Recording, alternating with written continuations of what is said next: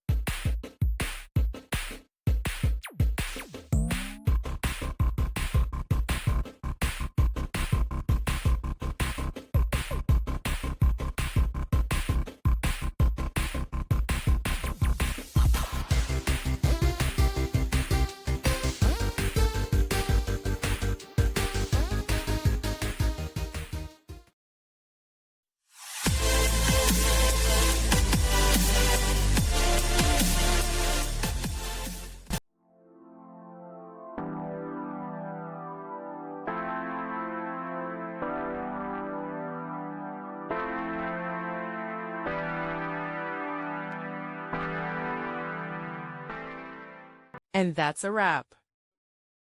I hope you found the answer you were looking for. If you did, take a second to hit that subscribe button. It really helps out. And let me know in the comments which solution worked best for you. See you next time in the debug zone.